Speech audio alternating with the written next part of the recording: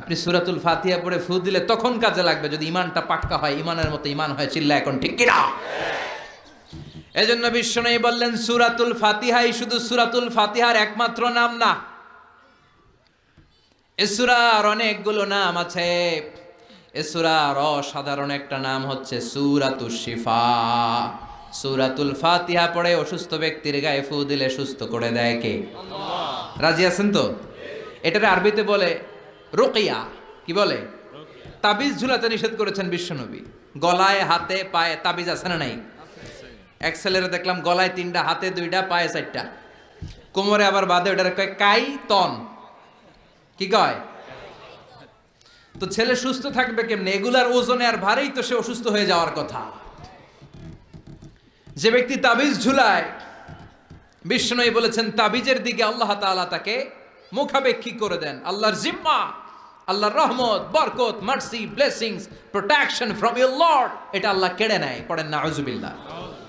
এজন্য তাবিজ ঝুলাবেন, গলায় কোমরে যা আছে আজকে যে সব ছিঁড়ে ফেলবেন, আর সূরা ফাতিহা পরে শুধু ফু দিবেন। সুস্থ করে দিবে কে? তবে ইমান থাকতে হবে, ইমানটা ইমানের মতো হতে হবে। বিশ্বনবীর জামানাতে বুখারীর বর্ণনা, কিছু সাহাবারা, খুব সম্ভব আবু সাঈদ আল খুদরি রাদিয়াল্লাহু তাআলা আনহুর নেতৃত্বে সফরে বেরিয়েছেন। পথিমধ্যে ওনারা দেখলেন আরবদের মরুভূমিতে একটা গ্রাম, এই গ্রামের যে সর্দার, ওই সর্দারকে একটা বিষাক্ত সাপ দংশন করেছে। আরেক বর্ণনায় এসেছে লাদাগাতহু আকরাব, বিচ্ছু পোকা দংশন করেছে। ওই সাপের কামড় খেয়ে বিষাক্ত অবস্থায় ওই কওমের, ওই গোষ্ঠীর সর্দার মরে যাওয়ার উপক্রম। চারিপাশে ভিড়, বৈদ্য, কবিরাজ, এদেরকে নিয়ে আসা হয়েছে। এরা এসে দোয়া কালাম পড়তেছে, মন্ত্রতন্ত্র পড়তেছে, সুমন্তর সু কালিকুত্তার গু। বাংলাদেশে বলে না এগুলা ছোটরা? তাই সুমন্তর সু কালিকুত্তার গু পড়ে ফু দিতেছে। এই সমস্ত মন্ত্র বললে কি মানুষ সুস্থ হয়? কথা বলেন। সাহাবারা বললেন আমাদের কাছে এমন মন্ত্র আছে যেটা পড়ে ফু দিলে, মানে রুকিয়া করলে, তাকে সুস্থ করে দেয় কে? এরা কেউ বিশ্বাস করে না, বলে তোমরা বেদুইন, যাও মিয়া, কি সুস্থ করবা? এই সুমন্তর সু কালিকুত্তার গুই কিছু করতে পারে না, আর তোমরা বেদুইন, নিরক্ষর, উম্মি, তোমরা রুকিয়া করবে কোত্থেকে? বিশ্বনবীর সাহাবী বললেন এমন জিনিস আমার কাছে আছে, এই জিনিস পড়ে যদি আমি ফু দিয়ে দেই, আল্লাহর মেহেরবানিতে অসুস্থ ব্যক্তি সুস্থ হয়ে যাবে। কোনো ক্রমে যখন সুমন্তর সুতে আর কাজ হয় না, এবার বিশ্বনবীর সাহাবা আবু সাঈদ খুদরিকে এরা ধরল, আসো এসে একটু রুকিয়া করে যাও, ঝাড়ফুঁক করে যাও। লোকজন ঠেলে সাইয়েদনা আবু সাঈদ খুদরি, বুখারীর বর্ণনা, ওই লোকটার পাশে বসলেন, বললেন কোথায় দংশন করেছে, জায়গাটা দেখালেন। উনি ওখানে হাত বুলিয়ে দিতে লাগলেন আর পড়তে আরম্ভ করলেন আলহামদুলিল্লাহি রাব্বিল আলামিন আর রহমানির রহিম মালিক ইয়াউমিদ্দিন। এরকম হাত বুলিয়ে দিতে দিতে 7টা আয়াত পড়তে দেরি, মুহূর্তের মধ্যে বন্ধ চোখটা খুলে যায়। আবার পড়ে ফু দিলেন, শোয়া থেকে এবার উঠে বসে গিয়েছে। আরেকবার ফু দেওয়ার পরে এবার বসা থেকে উঠে দাঁড়িয়ে হাঁটতে শুরু করেছে। পড়েন আল্লাহু আকবার। এবার আবু সাঈদ খুদরি বললেন তোমাদের নেতাকে সুস্থ করেছি, ছাগল দাও, ছাগল 30টা ছাগল দাও, কাতিফু গানাম, আরেক বর্ণনায় 100টা ছাগল দাও। তারা সবাই মিলে ছাগল কালেকশন করে দিল। বিশ্বনবীর সাহাবী বাপের বেটার মতো এক পাল ছাগল নিয়ে মদিনায় এলেন। মাঝপথে প্রতিমধ্যে ক্ষুধা লেগেছে সাহাবাদের। সাহাবারা কয়েকটা ছাগল জবাই করেও খেলেন, প্রচন্ড ক্ষুধার্ত। জবাই করে খাওয়ার পরে টনক নড়ছে, হায় রে, কোরআন দিয়ে ফু দিয়া যে ছাগল আনলাম, আবার এই ছাগলও যে খাইলাম, এটা জায়েজ হয়েছে কিনা শরীয়তের মানদণ্ডে? মাসআলাটা বিশ্বনবীর কাছ থেকে recheck, cross check, double check করে নেওয়ার দরকার আছে না নাই? বিশ্বনবীর দরবারে যে হাজির, ইয়া রাসূলুল্লাহ, এমন এমন ঘটনা ঘটেছে, সূরা ফাতিহা দিয়ে ফু দিয়ে তো আমরা ছাগল নিয়ে আসছি, জায়েজ হয়েছে কিনা?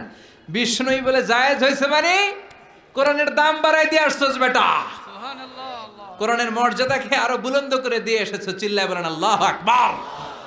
ছাগল তোমরা সবাই ভাগ বটোয়ারার পরে অতিরিক্ত থাকলে আমারও দিয়ে একটা দিও, সুবহানাল্লাহ কইবেন না? এজন্য সূরাতুল ফাতিহা পড়ে ফু দিলে অসুস্থকে সুস্থ করে দেয় কে? আল্লাহ। বাবুল ইস্তিশফা বিল কোরআন, সুনানি ইবনে মাজাহ একটা চ্যাপ্টারই আছে, চ্যাপ্টারের নাম হচ্ছে বাবুল ইস্তিশফা বিল কোরআন, কোরআন দিয়ে শেফা নেওয়া, রেমেডি নেওয়া। আরোগ্য নেয়া সূরাতুল ফাতিহার চাইতে সবচেয়ে বড় শেফা পৃথিবীর বুকে আর হতে পারে। আল্লাহর কোরআন সাক্ষী, এই কোরআনের ভেতরে রব্বুল আলামিন দুইটা জিনিসের ক্ষেত্রে শেফা ব্যবহার করেছেন। এক করেছেন কোরআনের ক্ষেত্রে, আরেক করেছেন মধুর ক্ষেত্রে। কোন সুবহানাল্লাহ। মধুর বর্ণনা যখন আল্লাহ দিয়েছেন তিনি বলেছেন ফিহি শিফাউন লিন্নাস।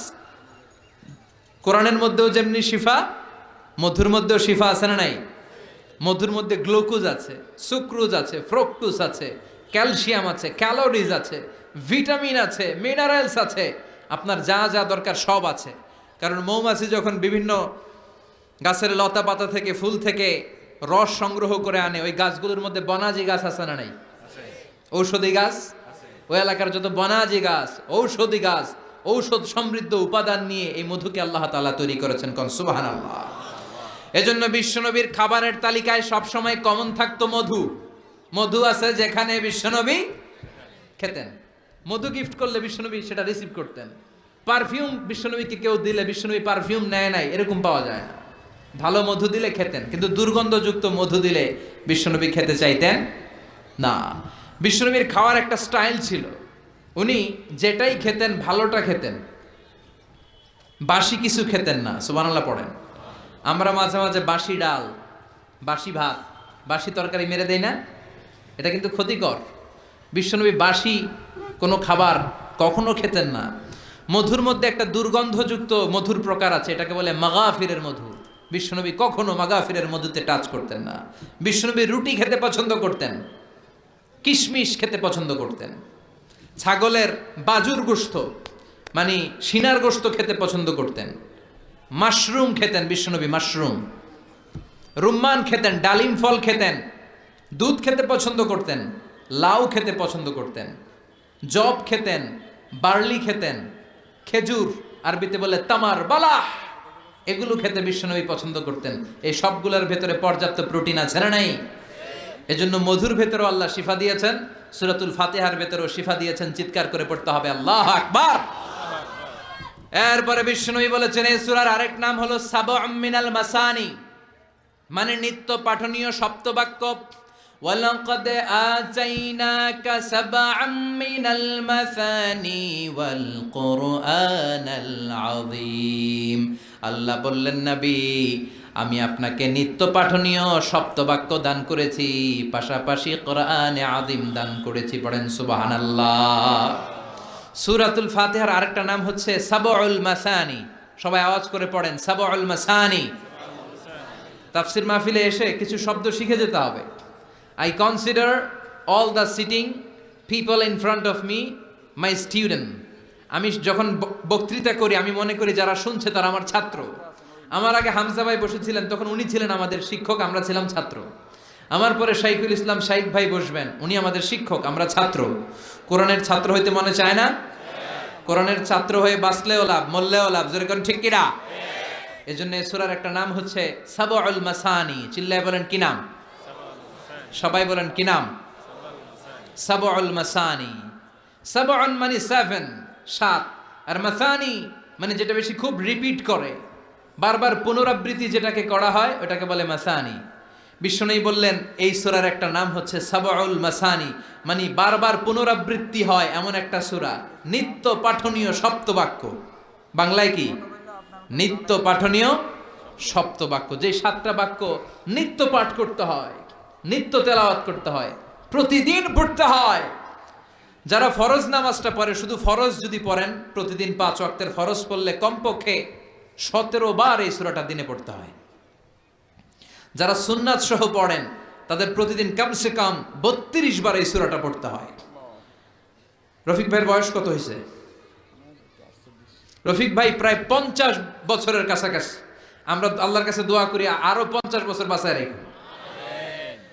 তো রফিক ভাই ছোটবেলা থেকে নিশ্চিতভাবে নামাজ পড়ে। তাহলে রফিক ভাইয়ের বয়স হচ্ছে 50 বছর। উনি সুন্নাত সহ নামাজ পড়ে, প্রতিদিন 32 বার যদি এই সূরা পড়া লাগে, তাহলে রফিক ভাইয়ের 50 বছর বয়স উনি কত লক্ষবার সূরা ফাতিহা পড়ছে উনি নিজেও জানে না। সুবহানাল্লাহ কইবেন না? এজন্য বিশ্বনবী বলেছেন এটা হচ্ছে সাবউল মাসানি, নিত্য পাঠনীয় সপ্তবাক্য, এমন 7টা আয়াত যেটা বারবার পড়তে হয়। আর এমন মজাদার চমৎকার 7টা আয়াত বারবার বারবার পড়লেও আয়াতগুলো পুরাতন মনে হয় না।